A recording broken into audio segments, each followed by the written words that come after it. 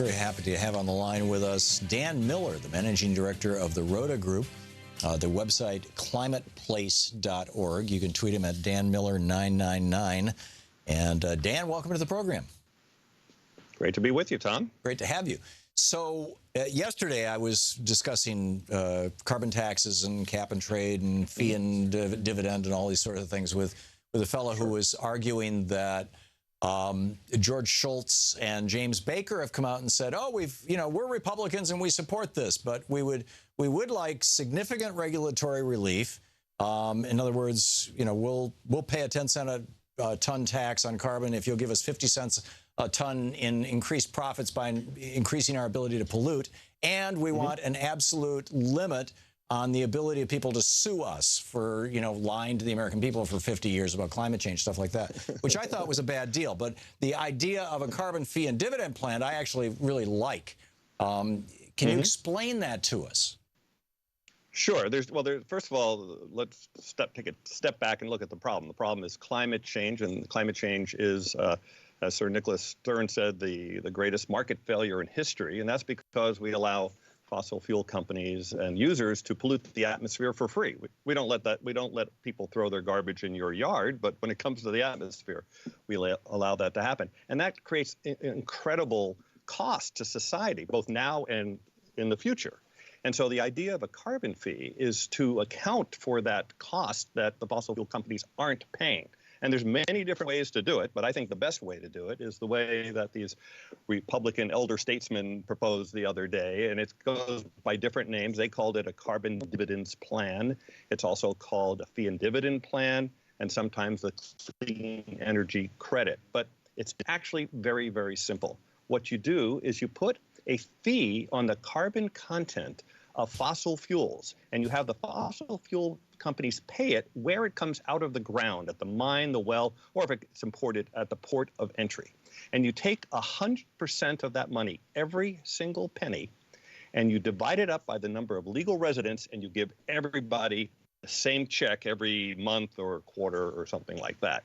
And so what happens is the price of fuel and everything that relates to fuel, like food and everything else you buy, the price goes up, and that would make people unhappy.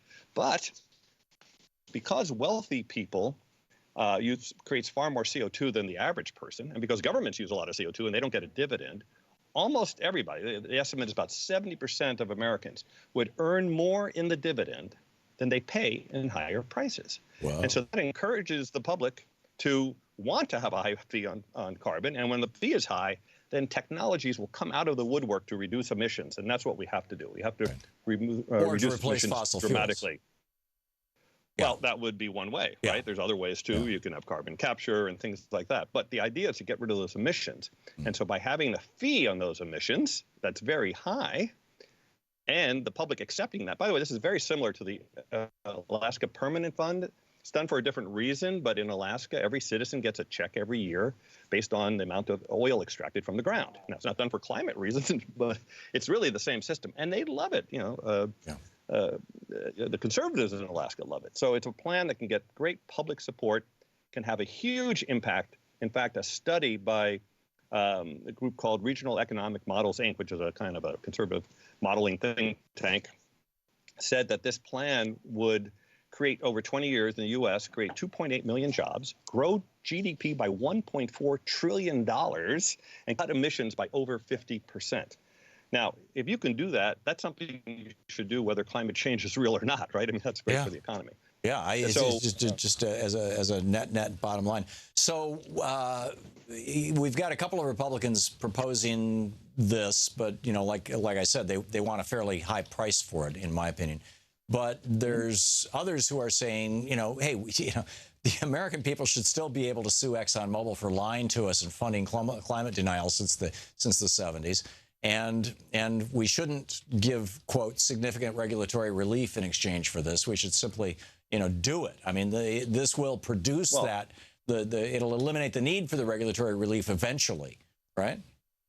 Well, I say a couple things on that. First of all, about the suing thing, I just don't think that's proper. If you did something wrong in the past, you should, face up to it. But in terms of like the Clean Power Plan and the other regulations that put in place, to cut emissions. They really aren't having a very large effect, and the carbon fee, if it's allowed to grow high enough, will have a much, much bigger effect, much more dramatic effect, and a very positive effect on the economy and create a clean energy revolution. I mean, it'll put the internet revolution to shame.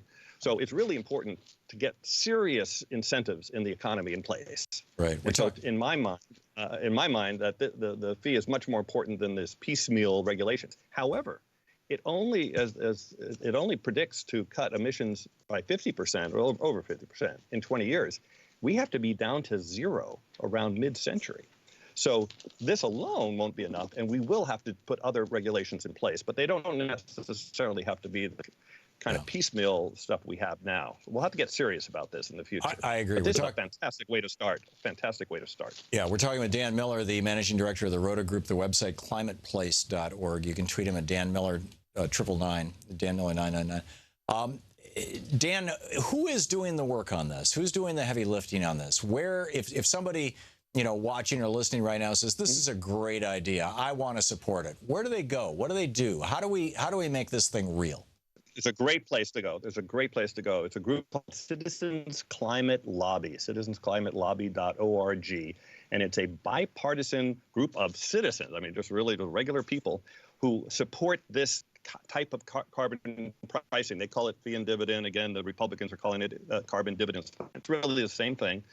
And they go every year and meet with every member of Congress, Republican and Democrats. And they've been, as you might imagine, the Republicans are less supportive, but they've gotten 5 or 10 Republicans to support the plan, and they just have to get up to a critical mass, and then this thing is going to happen. Yeah. But most people, when I give talks on this subject, and everyone says, "Well, you're crazy. Look at the Congress. This will never ever happen." But if I told you even 5 or 6 years ago that gay marriage would be legal in the federal level, you would have thought I was crazy, right? But so things flip, and certainly the fact that you'll probably be able to sail a boat to the North Pole for the first time in human history in the next 10 years, and other dramatic effects that are happening on climate change, we are going to start to pay attention to this. We have not been paying enough attention. But once we do pay attention, you're going to want to have solutions that are positive solutions, not like a drag on the economy or living in a cave. And this allows us to do that. It's not exactly having your cake and eating it too, but if you really look at it, fossil fuels are really the most expensive thing we could ever imagine burning for energy when you take all of the cost into account. Right. And so that actually is a drag on the economy, right? It's not a drag to the fossil fuel company, but when you pay for Hurricane Katrina and Sandy and sea level rise and the loss of the southern third of Florida next century and stuff like that, it's extremely expensive. Yeah. So if you could come up with ways to account for that cost and therefore move towards clean energy, which is really far cheaper when you take all the costs into account, it's a great way to go. Something we should do no matter what. And we got to do it. Absolutely agree. Dan Miller, the managing director of the Rota Group, climateplace.org is the website. Dan Miller 999, and of course the website you recommended, citizensclimatelobby.org, is also great. Dan, thanks so much for being with us today.